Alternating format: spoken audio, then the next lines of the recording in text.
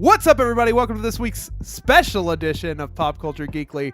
We're taking a look at nothing but Batman v Superman: Dawn of Justice, or Orphan Battle 3D.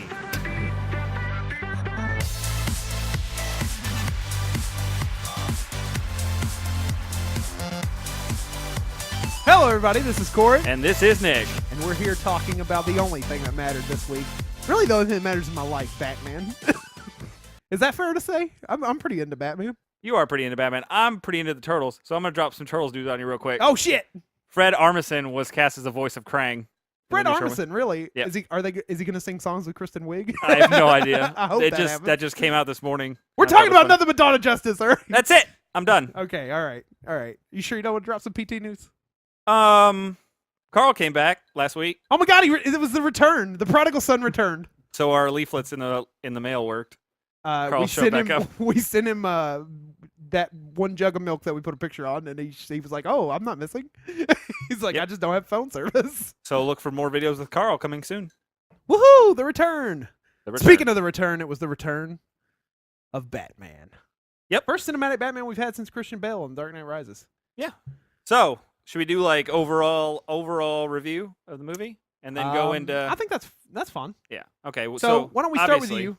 Okay. Wait, you want to start with me because it's just going to be a love fest. It's going to be a love fest, so I'm going to start with you. Okay. So, first of all, let's address the elephant in the room. Critics don't like this movie. They do not.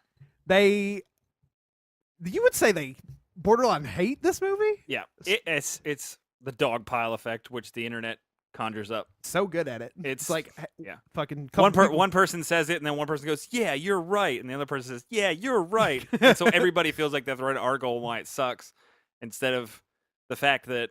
So let's look at it this way. Starting off from my review, it's not a Marvel movie, and that's fine. That should be fine. We talked about this, that superhero movies.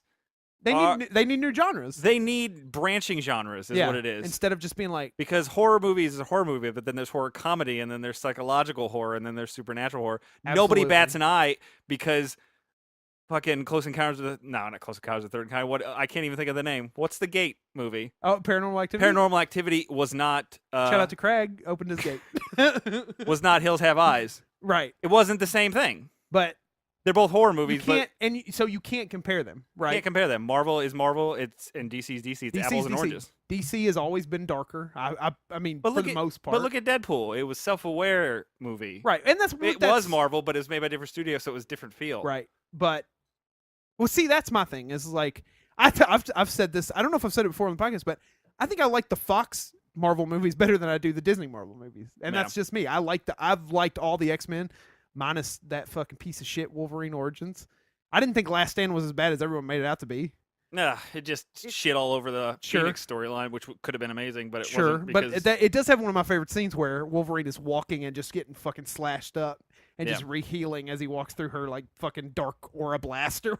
Did you watch, just branching up, did you watch The Wolverine, the Japanese? Yeah, I didn't think it was terrible. Did you watch the R-rated one? Maybe. No? I don't know. He says fuck a whole bunch and he's stabbing people. It's pretty awesome. Maybe I need to watch that. You should watch that one. Watch the unrated. I think it's unrated or R-rated version. Dude, where he's just like fuck all the time and stabbing people. It's pretty great. That sounds pretty cool. I'll watch that because the version I watched, which I imagine was just the theatrical version, I didn't mind it. I didn't think it was terrible. The only thing that was weird about it was that weird samurai robot he fought at the end, but whatever. Well, it's supposed to be Silver Samurai, but you know why do superhero movies have to put people into robots? Instead of making them just the Rhino was a robot, Paul Giamatti. That was stupid. It was pretty dumb. Nobody cares. So remember Dawn of Justice? We were talking about as usual tangents. Well, it's still superhero talk. So yeah. So you're saying it's not a Marvel movie? It's not a Marvel movie, and I feel like it's sort of being judged against that. It's like we're so used to getting a Marvel movie every year. Yeah, it's always light and fun, and there's always jokes, and it's like, and you say that a lot, but I don't know. I mean. It can get heavy at times. It has gotten heavy at times. It's definitely lighter than this was. By like it's like white, and this is like black. Yeah, I mean, because this is a gloomy movie, but in true DC Comics fashion, and especially in which most of the source material was Flashpoint Paradox, which shows up a little bit, but more importantly, Dark Knight Returns. That's what that is doom and gloom. people love The Dark Knight Returns, the comic book by Frank Miller. Yeah. This that's movie, the they're like, pinnacle of- this is dark. I don't like that. So anyway, this movie pulls heavily from The Dark Knight Returns. Yeah. Including the older Batman. Says he's been doing it for 20 years. He's been doing it for 20 years. Oh, by the way, full spoilers, right? Oh, before we get into that, obviously. If they by the time this comes out, if they haven't watched this movie, they've already made up their mind based on critics, or they're just not going to see it. Yeah, I do want to say that because we haven't said anything spoilery yet, and if people happen to not read it. Let me do my review that's spoiler free. Then let's do that. Okay, so my review, it's a little jumbled at the beginning. I would say it's a little harder to follow, slower parts, but it's building up. It's got to have expedition because you're building a universe for Justice League, correct? Yeah. Okay. Well, you're also building a universe for this Batman that hasn't been seen. That's true. So we're going to get a standalone Batman movie with Ben Affleck, written by him and Jeff Johns, which I think is going to be awesome because Jeff Johns is an incredible writer. If you've never read Blackest Night, Green Lantern storyline, fucking do it because you're an idiot if you haven't. That's right. I just said that. Corey just called me an idiot, everybody. But it starts off. It's a little jumbled. There's some slower parts, but it's just building up to some of the most incredible action scenes I've seen in a long time. The payoff was there. So overall, I loved it. I would say 8.8 to 9 out of 10. It wasn't perfect. No, I haven't seen a perfect movie in a long time. Not since first Jurassic Park. That may be true. Yeah. And but that's probably because we were younger. That's true. Well, you go back and watch it. It holds up though. So Jurassic Park still holds up. I saw the re-release in 3D and it was just as good. It's just as good. So anyway, that's not this. But it starts off that jumbled way. We get into kind of the building. We get introduced to all these new characters that we haven't seen. Lex Luthor, who is Alexander Luthor, who's Lex Luthor's son, which I don't know if anybody got that. There's some people that I don't think got that. They were like, that's not Lex Luthor. Well, he said it's not Lex Luthor. Yeah. Is Lex Luthor kind of like Kingpin? So, sort of. Yeah, a little like bit. big bald crime, not crime but bossy, he's not really. but sort he's of. not really a crime boss. That's Well, no, but like pulling the strings for other things. Sure. Yeah. So we get introduced to him. We get introduced to Holly Hunter, who I feel like was maybe the most unimportant. I mean, she was kind of important, but she was a red herring. But it was like I feel like they were like, how can we get Holly Hunter in this movie? Let's write this part. So anyway, we get introduced to her. We catch up with Lois. We catch up with Clark. We're introduced to Batman, who is fucking awesome. Batfleck is my man. Yeah, he was good. Anyway, we get introduced to all this. It's just a lot of dialogue, a lot of expedition. Then I gotta stop you there. What? It's exposition. You Oh keep my saying God, I keep saying you keep saying expedition I like we're didn't- going on a journey. I didn't even fucking think about it. I know that's wrong, but in my head, that was right. Sorry. So I was gonna leave the first one, but you said it again. I didn't want you to cool. say it again. Exposition. Thanks, There you Nick. go. That's fair. Fuck, I'm glad you caught it because if you'd have just let me keep doing it, I'd have felt like a real asshole when I listened to this. We'd have been Lois and Clark in this whole way through. Hey, I used to love that show. All right. No, I'm talking about the Explorers. Lewis and Clark. Yeah, okay. I was like, wait a minute. Oh, Can you tell that we're not into it today? 1 and 1. Here we go. So, we pass all the fucking talking, and then shit starts to get good and hit the fan. Yeah. And that's what you go for. I mean, that's what we're all there for. Yep. We get our dream sequences, which are cool enough. And then we get fucking watch Batman fight Superman. And a lot of people are like, it wasn't long enough. Did you expect it to be like, I need 2 hours of Batman fighting Superman? Do you imagine how bored you would have been after the first 20 minutes you of get that? sort of accustomed to it, and you don't really see it as much, which is kind of how I felt about the Last Avengers a little bit. Like it was like I get that's what it was. It was so fast, and they already did all the buildings, so they didn't have to. But it just went and went. I still liked it, but it varied enough. But there's a little bit of a fighting again. All right, I got it. But still liked it, like I said. But yeah, I'm glad the exposition was there. Yeah. In it. So well, it built up for a payoff, and there was one, and that's the nice part. well, how do I say this tactfully? all the scenes that were involved in the movie weren't wasted. Every one of them was there for a reason. The Lois and Clark stuff and the Batman stuff and it was all there. And that was my point of the jumbling at the beginning. It felt like it was almost because they were so the thing was they were edited so quickly. It jumped from scene to scene with all these different characters so quick. You were kind of like, hold on, what's happening? It's just like we're seeing all these different characters in their own life without any interaction with anybody else, and you're just like, what the fuck's going on? But if you're paying attention, everything that happens in those scenes meant something, and it comes into play later except for the Justice League plugs. They weren't really part of it. What do you mean? Like, where flash forward dream sequence and her looking at the notebook, that stuff didn't play into the movie we were watching. Well, it sort of did. Yeah, in a way. I but mean, that's all I'm saying is if you took those parts out, every other scene, there was only about 3 of those scenes. Right. Don't get me wrong. It wasn't like It wasn't like Age of Ultron where there was like 8 of them in there, and there was like, okay, preview obviously for the next another one. movie's coming out. Yeah, we know need to it's chop happening. Wood.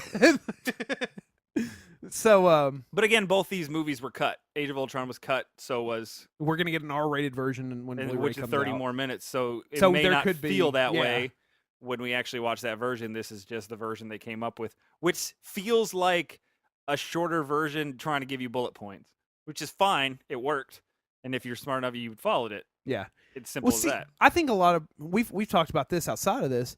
A lot of the problem that people are having with it is it's almost like they don't understand the DC universe. They don't know any of these characters. Well, the DC people are saying Zack Snyder doesn't understand the DC universe as well. So yeah, but it's confusing to me because he's a fan for one thing, but for another thing is like I'm a DC fan. I'm a huge DC Comics fan, and I got every bit of it. I wasn't like, oh my god, he took liberties with a story that I love. I was like, he took liberties with a story I love and made something that was just as cool. he doesn't have to be a Boy Scout. It's true, right? Yeah, Stop pigeonholing him in that regard. he doesn't have to be a Boy Scout. Batman doesn't have to be completely like.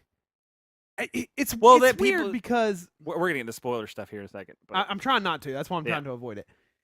It's weird because people are like, this Batman was too doom and gloom. He's Batman. He broods. That's what he does. You like him because he's so fucking messed up. Yeah. He's a reflection of you, is what Batman is. You just wish you were as cool and could fight people like he does. That's why you like Batman. That all that doom and gloom that's in you, that emotion that you bottle up, you see come through him. Fucking Ben Affleck pulled it off, I thought. He did a great job of that. He didn't have a lot of Bruce Wayne stuff in the movie. The few times he did, it was just kind of like, it was quick, so you didn't get a real feel for how he was as Bruce Wayne. Yeah. But at the end of the day, did Batman fight Superman in this movie? Yes.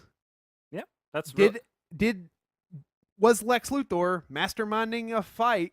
But was he? Well, this is spoilery, but I feel like people knew this, know. right? That's what Lex Luthor does. Lex Luthor he a mastermind behind a fucking a plan that was to kill Superman? Yes. Is that what happens in DC Comics? Yes. Did we get to see Doomsday, and did we get to see Wonder Woman? Yes. Did we get to see the building of a Justice League? Yes. What else do you want? That's what you went to see. No, it's people wanting to complain. That's it. My review at the end of it is that I fucking loved it. I don't think that there's any. I didn't see any glaring problems with it to the point of like, this movie fucking blows. Yeah. I loved it. 8.8 to 9 out of 10. Not sure where I rank on that yet. Not perfect, but it's not going to be. I haven't seen a perfect movie since Jurassic Park. And I don't think I will in a long time. And, I was the same way. I'd probably give it an 8.5, maybe 8.5. Yeah. It was good. I was a little taken aback by the pace a little bit in the beginning. Well, I agree. I agreed with that part. But I don't know. It's hard to explain. I'm trying to think of another movie that's sort of like that has that sort of Saw. There it is. I got you. I know exactly what you're talking about. Like, specifically the very end of Saw, obviously. Spoiler alert if you haven't seen fucking Saw like from 20 years ago. 2000 or something. But yeah, like, I watched that movie in the first time. I was like, everybody loves this movie. Everybody loves this movie. Everybody loves this movie. And then you're watching it, and I'm like, that was all right. And I thought it was over. And then what's his name stands up, and I'm like, Oh, yeah. and then you go, it flashes back, and then you watch it the second time, you're like, fuck me, that was good. I get it. And that's what this movie was to me. A little less like in your face. Right. But it's like the Lex plans and the Lois plans and the Lois scenes and the Martha Kent scene. While we're talking about Lex, what is the deal with people hating on his portrayal of this new Lex Luthor, Alexander Luthor? I don't know. We'll get into that when we talked about characters, because I think we should that's start going into spoilers, and then we'll start talking about the individual characters, because how each of them did. It just bothers me. I'm like, I don't understand. I thought he did a great job. Okay, so let's get into that. Let's get into spoilers. What was your favorite scene? You know what it is. It was in the trailer, and the whole version of it. All right, wait. Spoilers. Spoilers from here on out. If you haven't seen it. Spoilers from here on out. So if you haven't seen it, go fuck yourself. No, just don't listen. Just go see it because it's good. It's worth it. Don't listen to critics. Go make your own opinion. That's all. That's at the end of the day. If this was Civil War, and I'm not even the biggest Marvel fan, if this was Civil War and they were shitting on it like they are this, I would say go form your own opinion. Don't listen to them. It doesn't mean anything, because you're probably going to find something in it you love if you love these characters, and that's what I did. I saw everything I wanted and needed to see.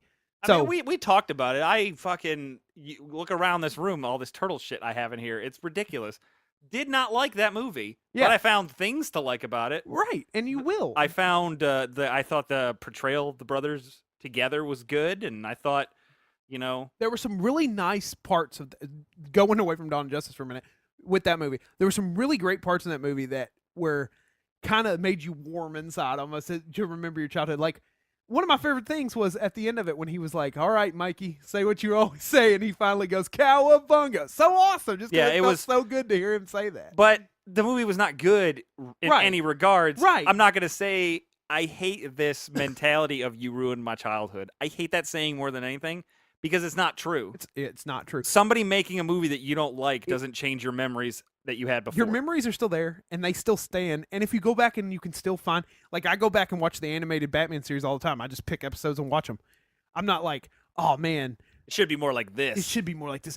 Adam West ruined Batman for me, or something. Because like, here's my thing. Do you want to see that Batman? Is that the Batman you're looking for? Not Ben Affleck with Broody? You want? Well, they're just holding on. They're just holding on to it. That's all. It blows my mind. I don't understand. So anyway, we're going to spoilers. We're going spoilers. So fucking favorite scene. Sit back and get ready. Favorite scene. Favorite scene when Batman goes to save Martha. Yep, that was pretty. So good. The lead up to it, which I thought they were going to leave it out. Yeah. Nick was really mad. I was super mad because I'm like, wait, he's already fighting him, and then Doomsday's about to pop out. When the fuck am I going to get that fight scene that I saw in the trailers? If they're going to show that to me and then cut it out completely, I was about to be upset. So it was longer. It was longer, and it was even better than the trailer. I mean, the trailer gave you some of the best cuts of it, but that part where he flips that guy over and then fucking grappling hooks the box and throws it over his shoulder was so awesome. It was very Batman-like. Batman's bulletproof, which was helpful to know because he was getting shot all the time. He did a lot of Wonder Woman where he did it with his arms. Yeah, but that was mostly blades. Yeah. But they were shooting him in the shoulders and in the head because they were going for headshots, obviously. Yeah, well, I think he's always had that. There's actually a really cool scene, and shout out to Kevin Smith. There's a really cool scene in Kevin Smith's Cacophony, his comic book, his DC Batman run, where Batman meets Deadshot, and Deadshot's been shot in the head, and they all think he's dead, and Batman goes in and he finds out that he's got that in his helmet, and Batman's like, I need to integrate that into mine. So it was probably not a shout out to that part, and I'm sure it's happened before, but I just thought, you see things like this, and that's a part of a comic book that I remember, and I'm like, oh, that makes sense. Somebody else sees that and be like, fucking Batman's not bulletproof.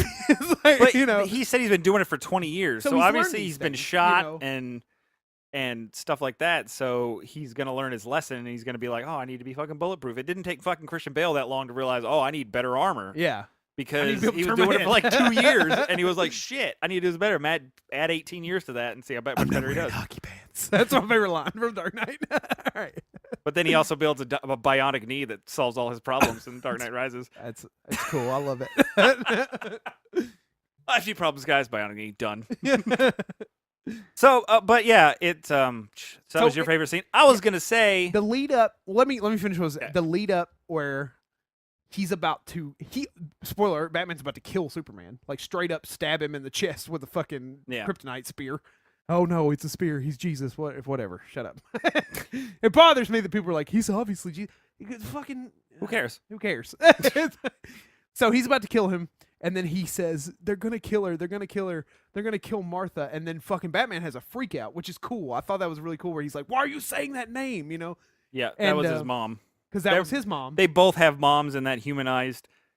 Well, they both have moms, both named Martha. Yeah, but that was people were mad that Batman turned so quickly after 2 years of hunting Superman. But it's like that's the first time he didn't see him as an he didn't see destructive alien he force. saw that's him ruined as his life. just a person who loved his mom, just like he loved his parents, who's been fighting for 20 years because of his parents' death. Yeah, he has a chance to save a parent. Why is that a problem? That's awesome. It gave me chills. I teared up. I'll be honest. I fucking started crying. I was like, that's amazing. Yeah. Stop nitpicking.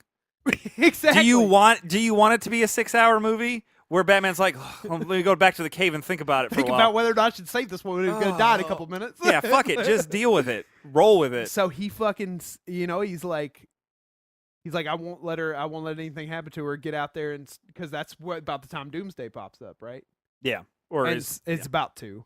And so he takes off and then people have a problem with, I'm a friend of your son's. Why is that a problem? Well, it was I don't know. It's not just that line. If you tell somebody he says, I'm a friend of your son's, that's not the whole scene. It's like a joke without a punchline. The punchline was Martha was like, I figured.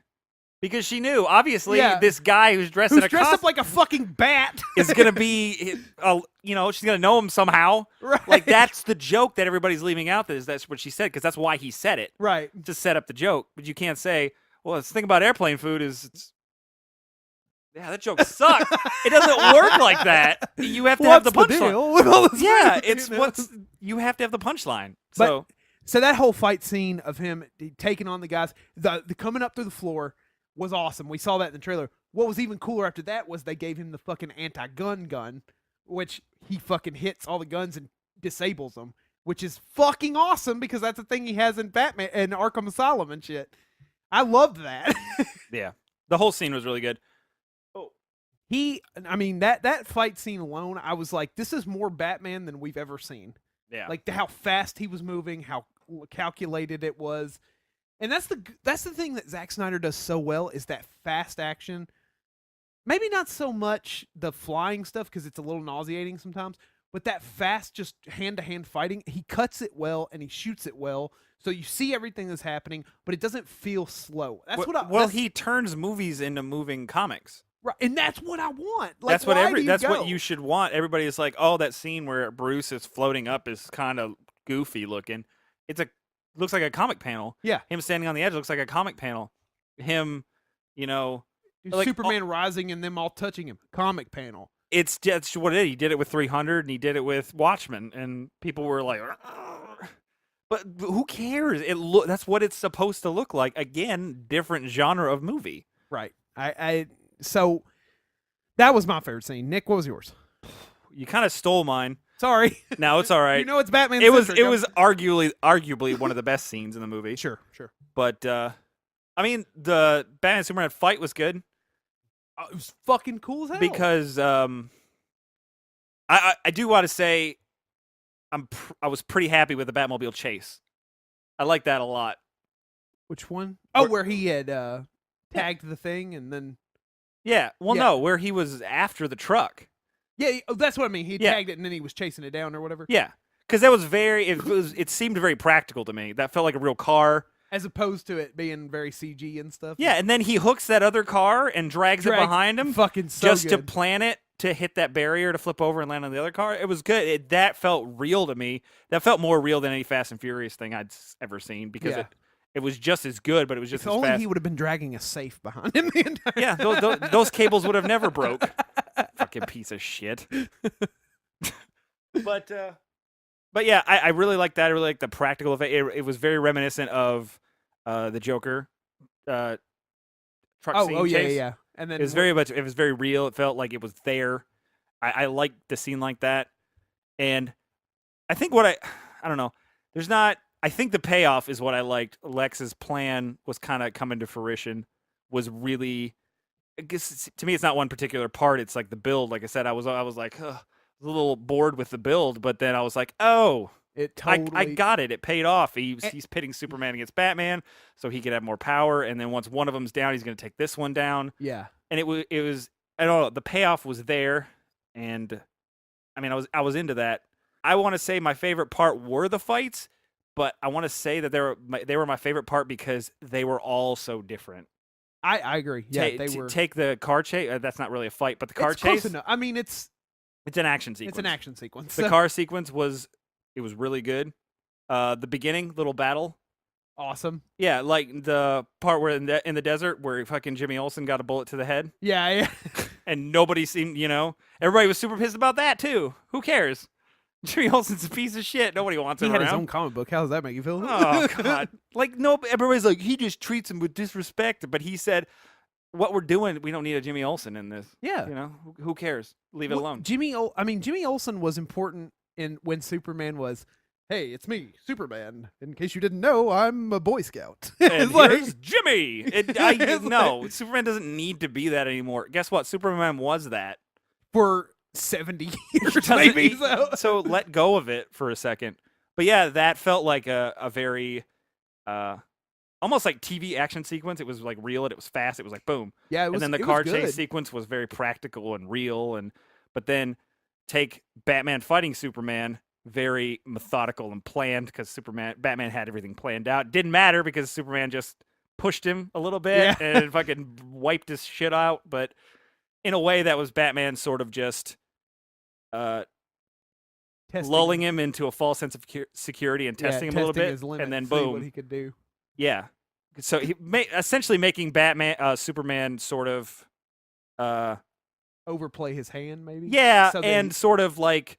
See what he's going to do in what situation, but then also like lull him into a false sense of security that I got this. There's no way he can handle me. Yeah, and then he hit him with a little gas, which had the kryptonite particles in it, which I thought was a really cool idea. I mean, I love that. But then Superman slowly starts to get his powers back, and he starts to fly again, and then that scene was different. And like you said, the other scene was very visceral and real, and it felt like everything was happening. The Doomsday fight was very. Fucking spectacle and spectacular. It felt but it was so badass. Can we talk about this? Second favorite scene, fucking Wonder Woman. Come on. Yeah. So awesome. When she fucking blocks that blast with those things, and then we get to see her fucking using the lasso of truth to hold him for Superman and shit. Yeah. Just, it made me, look, all the joy is happening because I love it. I love the DC characters. I thought they were well represented. I'm going to go on a tangent here for a minute, and then we'll start talking about characters. But, I feel like this is my problem with trailers is I understand the nature of a trailer. I get that a trailer's there to lure the people who are, I don't know if I really want to see that. Oh, Wonder Woman's in it? That's cool. Maybe I will go see it. I understand that. But I also hate that because that ruins the fun for me. That could have been such a good reveal. Who was going to see it anyway. You could have said Batman, Superman. Here's what Batman looks like. Their marketing could have been the symbol on a few billboards, a trailer of Batman staring at Superman, or just the trailer of him turning on the light and then Superman being there with his eyes red. But again, that's okay for you and me who are going to go see it. We're going to go see it either But way. I get that the trailer's trying to lure people who aren't going to go see it, who are skeptical about it. But they have a false... They sort of fucked themselves. The internet, again, fucked themselves. It's like the Turtles movie all over again. People bitched so much that a studio went back and changed the plans on what they were going to do because everyone was like, Ben Affleck can't be Batman. He can't be good at all. There's no possible way. And they were like, oh, check this out. This is pretty good, Ben Affleck, right? And everybody's like, oh, well, it's all right, I guess. Maybe I can see it. Oh, is that not enough? Here's a little bit more Batman. He's fighting people now. Oh, is that not enough for you? Oh, here's Wonder Woman. Oh, is that not enough for you? Here's Doomsday. Let's ruin the whole movie for people who are going to go see it because a couple assholes who were skeptical about it. It's true. But the problem with trailers is you can't avoid them because you can't go to a movie you want to see. In the age of the internet, you can't avoid anything. Well, even if you go, imagine we went to that movie and I didn't want to see anything on the next Marvel Civil War trailer. And there it is. I get my seat. I sit down. It's like right in my face. What am I going to do? It's like, here it is. Put my fingers in my ears and close my eyes and sing to myself? I have to watch it because it's right there in front of me. So in that regard, it annoys me a little bit that I have to watch it. Yeah. But also curiosity gets the best of me. I'm not going to blame myself. Can I just say I was sad that wasn't the Spider-Man trailer? Because I don't give a fuck about any of the Civil War until Spider-Man shows up. Yeah. But so characters. Who do we start with? Nick, pick one. Start we'll just start with the marquee, Superman. It was technically his sort of second except movie. Batman's name was first. Yeah, well, Batman Superman sounds a little snappier than Superman vs. Batman, I think. That's true. But I think he did better than he did last time. I agree. He was a little more humanized. He was a little more personable. Like he was connected with Lois, and yeah, he was definitely he did well. The thing is, we didn't see him as reporter Clark almost at all. He literally showed up with glasses on. What is wrong with Lawrence Fishburne? Why can't he put that together? He's Morpheus, for God's sakes. Figure it out. Take the fucking blue pill. It's like, oh, Superman died. Have you seen Clark? He's been here on weeks. And then Superman's dead on the front page. And so is Clark Kent. Clark Kent's on the second page. Oh, farewell, Clark Kent. You're gone. Oh, I'd almost buy it if he didn't go to that Senate hearing where there's 1,000 cameras. Why didn't Clark come to work today? Oh, he had to go to you guys got to be sick, right? I hate it. The best sketch ever on Saturday Night Live was The Rock as Superman, and he was big. And you remember that? I don't remember this one. I remember The Rock Obama. That's what it was the first. It was the first first time Rock was ever on there, and it started with Molly Shannon go, "Bye, Superman, thank you," and then Clark Kent walks in, but it's The Rock in a business suit that's too small for him, and you see his fucking cuffs hanging out of the thing, and he's like, the whole time they're like, "Oh, what an idiot!" And he's just like, he's playing it off. He's like, "Watch this." It was God, what's his name? Not Catan. No, the other Doctor Spaceman. Oh, Chris Parnell. I couldn't remember his name. But he was like, watch this. He goes, "Hey, Superman." And Rock goes, "What? I mean, is he here?" And then they start going, "I heard Superman was gay." Kind of stuff. Super funny. And then he just, yeah. But why? That's the point. I guess that's sort of like, why don't the Hulk's pants ever rip? It's just this thing in comics that you're supposed to accept. It's also, I can't remember whose storyline it was, but because they got so tired of hearing it, they tried to explain that away, saying that Superman's presence is like basically his aura. He's able to make himself seem smaller or whatever, and not like basically shift focus from him so that people don't. Yeah, I mean, you know what I mean? It's kind of dumb, but it's accepted because it's comics. I mean, yeah, you know. Exactly. It's just. But other than that, yeah, they didn't really show Clark Kent a lot. But I think he did a good job at like bonding with Lois. I think they had a little more chemistry than they had before. Yeah, in the first they definitely did. Not a whole lot more, but not a whole lot more. Let's be honest; it might be the weakest of the relationships in the movie. But I mean, again, that scene it made their relationship seem a little more real to me. The tub scene or whatever. Yeah. Like it was there. Like I don't know. I like the fact that they showed those little scenes that I originally thought were boring, and then I sort of understood them. Then you were like, "Oh, now this makes sense. Why?" Yeah. Well, at first I was like, because they cut out a lot of the movie. Yeah. 30 minutes of action stuff, which makes it fucking R-rated. Fucking what's her name? Jenna Malone wasn't even in it. Yeah, she got completely cut out. Well, she was Barbara Gordon, right? Supposedly. Yeah, and people think that the deleted scene is her getting shot in the back. I think it's her as Oracle. Yeah, something like that. But they cut that out completely, and then. Batman busted to steal the kryptonite. Yeah. I mean, I don't know if that scene exists. I wonder if that's just sort of a meh. Maybe I hope it does. It would be kind of cool to see that. But also, like, apparently something happened in the desert. And at first I was watching the court scene, and I was like, wait a minute. So what happened in the desert was Superman killed a handful of people and saved Lois? But apparently a lot more happened that we didn't see. Because the witness was like, there was a boom in the sky, and then there was just destruction. I guess she lost a daughter or something. Superman just showed up and then punched that guy through a wall. That's all we saw. That's true, yeah. But there's probably some other sequence that got cut that didn't really, I don't know. Yeah. But again, they were probably just finding a reason to hate Superman at the moment. But you have to do, like, when you edit those movies, if you could.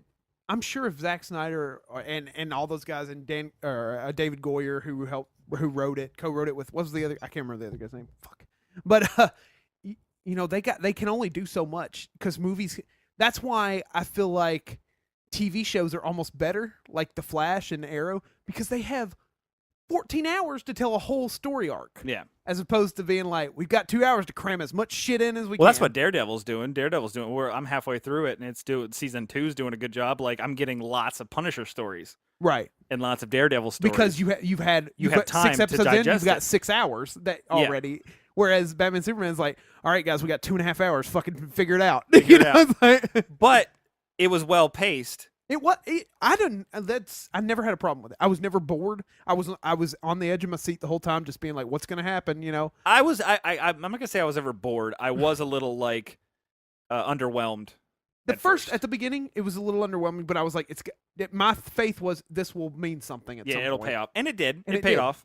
I thought it paid off great. But anyway, Henry Cavill did a good job as Superman. I'm actually more excited now because at first when I heard Batman vs Superman, of course I was excited because of Batman vs Superman, but I was like, I don't know, Henry Cavill was like, bleh.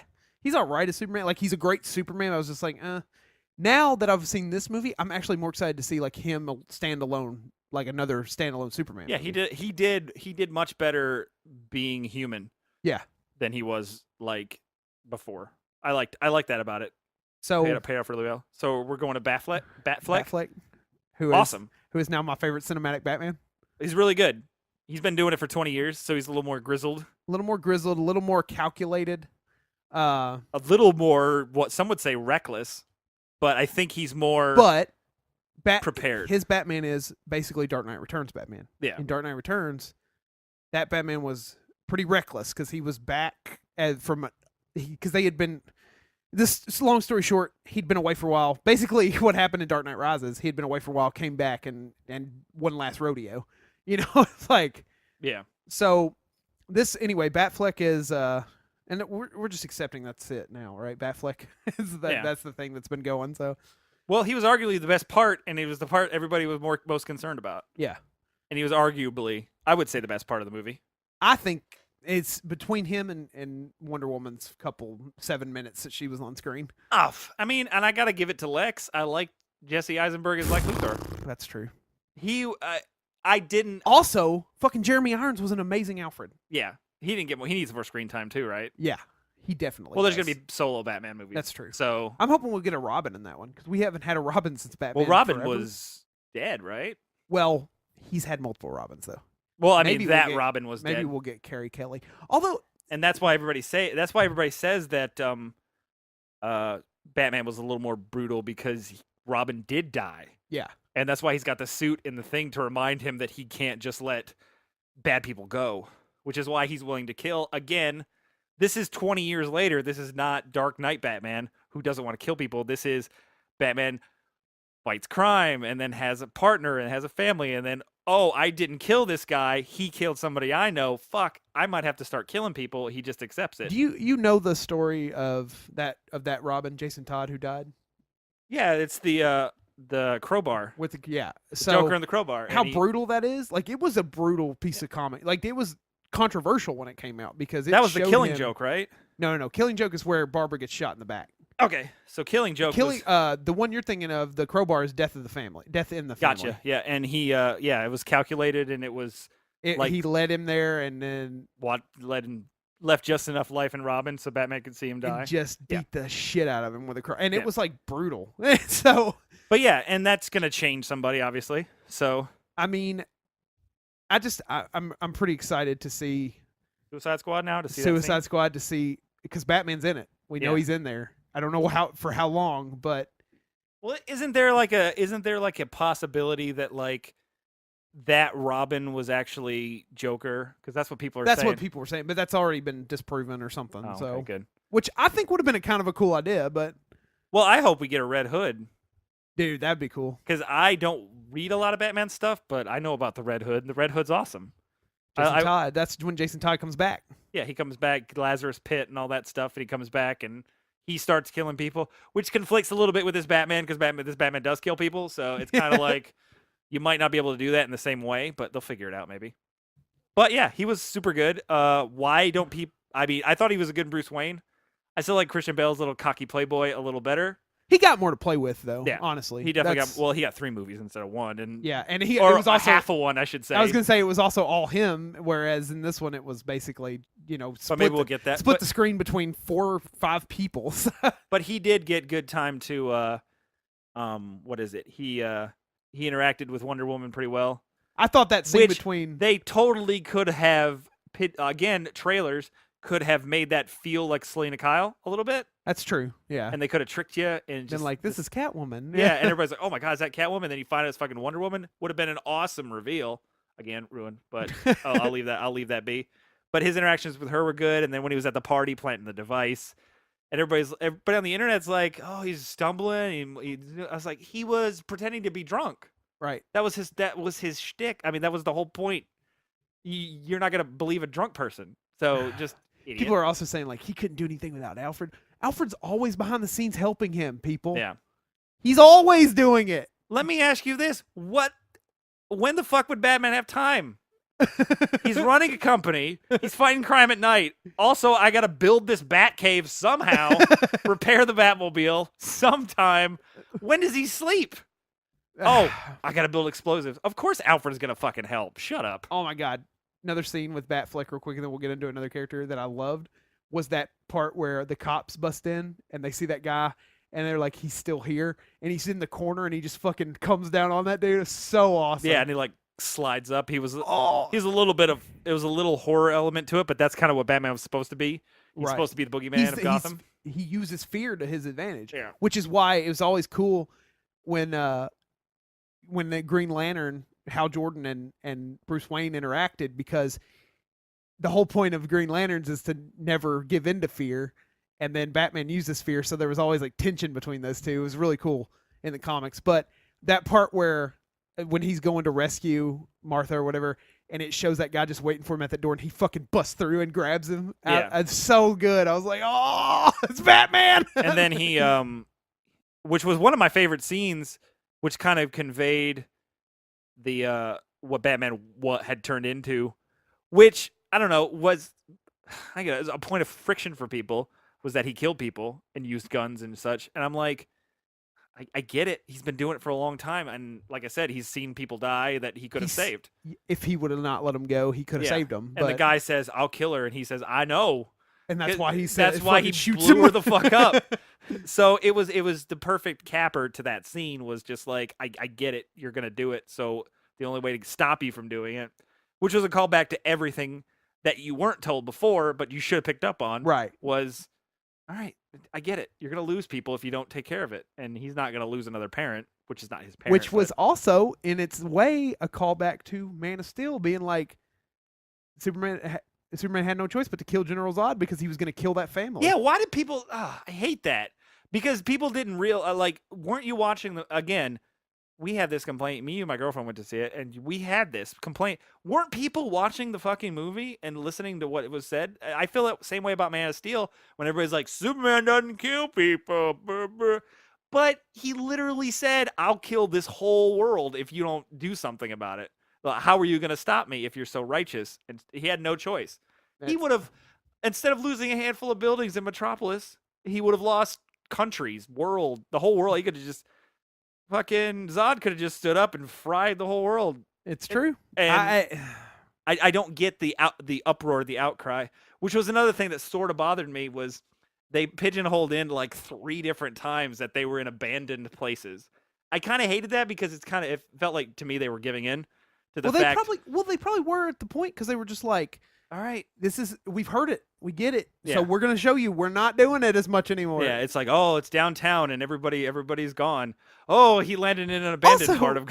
we saw that people were very upset that, and this would lead us into talking about Lex Luthor, that he was walking and no one was outside at 6. He was in a goddamn sectioned off part of the city that no one can get into unless they have access. So, yeah. Well, he had to buy access to it. And so... why are you like, oh, there's no people? No, duh! Nobody's in there! But yeah, that was another, like, I don't get it. Why don't people just watch the movie? Well, because... I watched Transformers, and nobody says this. It's the part that annoys me more than anything in the world.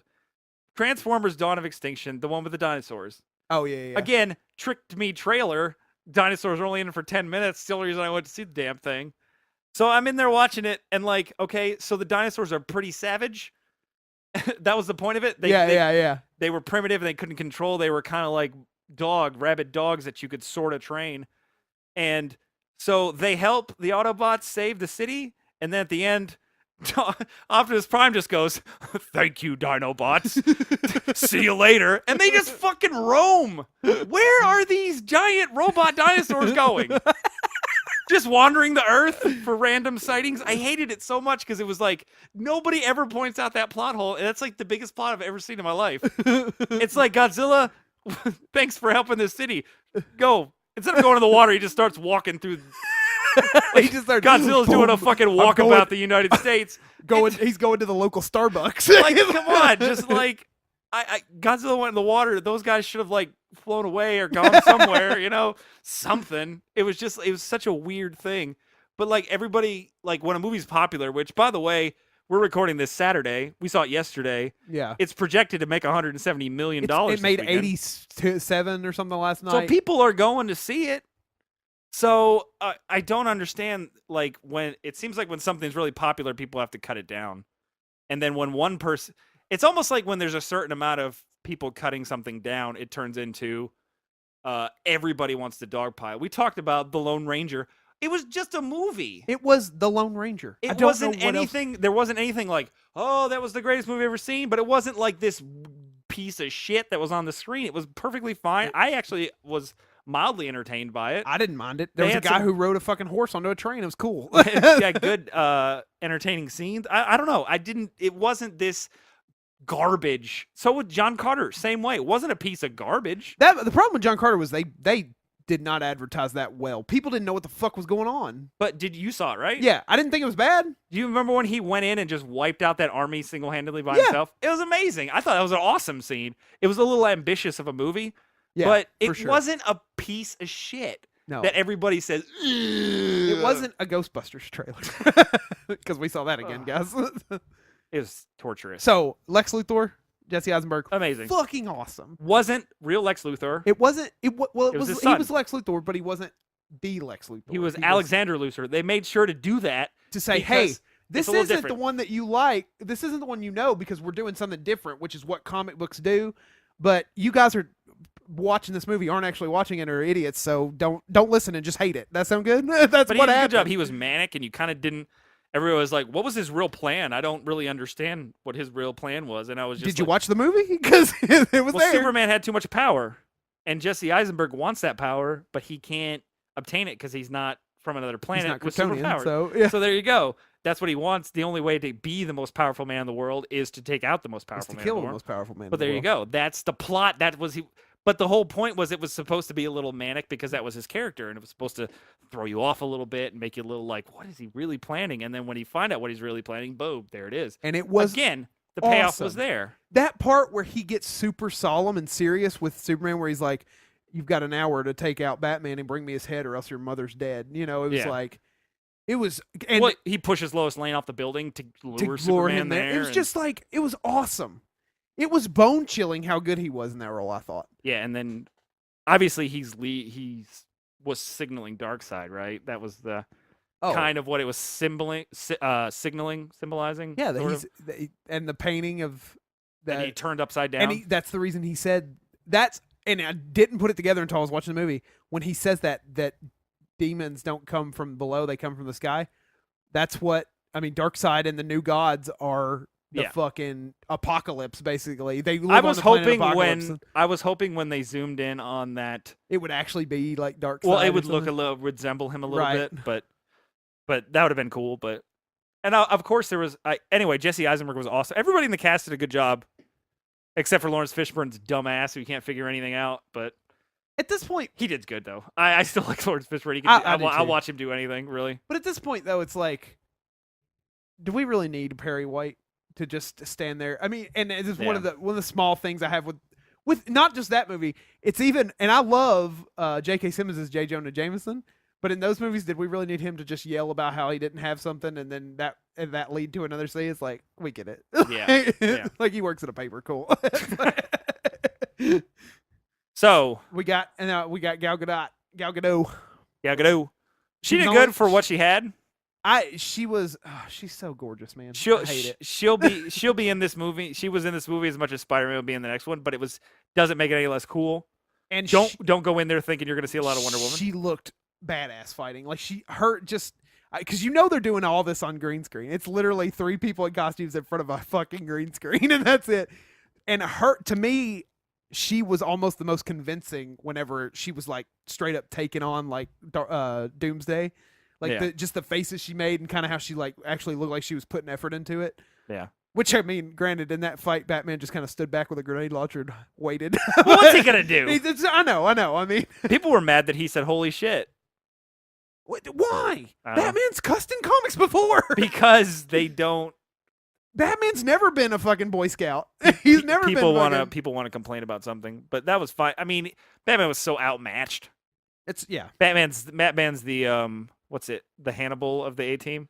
Essentially, he plans everything. He doesn't necessarily do anything, but he plans it. But he has saved Superman more times than I can count. Yeah, but I'm just saying that kind of Batman's. He's the leader, right, of Justice League. Well, sort of. There's also Him and Martian Manhunter. Well, who doesn't exist in Superman's just the muscle man. They just call him in and be like, nothing can hurt you. Do that.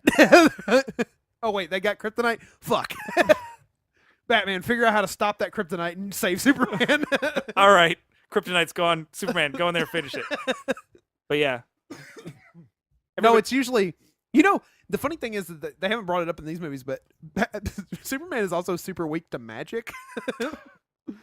So Doctor Strange he's not going to be able to stand it. Well, Doctor Strange is a different universe, so that would be really awkward. Zatanna can kick Superman's ass. You know who Zatanna is? She's a magician. She's the magician chick who's like, she fucking straight up slays Superman because she has magic. She just he picks a card and and then he can't figure it explodes. out. Oh, logic is broken down and he blows up. So what are we doing now? I guess we can come to a close. This will be a shorter one. I just want to well, say it's been an hour. Well, yeah, I know, but it edited down. It'll be like 45, right? I don't know. We didn't have a lot of dead. So, final closing thoughts for me. The movie's awesome. If you're a DC fan, you're going to love it. Just pay attention. Just watch the movie, pay attention. Don't let critics sway you. It's a great movie. It's a lot of fun. It is indeed. Anything else from you, buddy? No. All right. We're good. Thanks for listening, guys. Come back next time when we talk about TJ Miller. Hey-o! All right, we're out.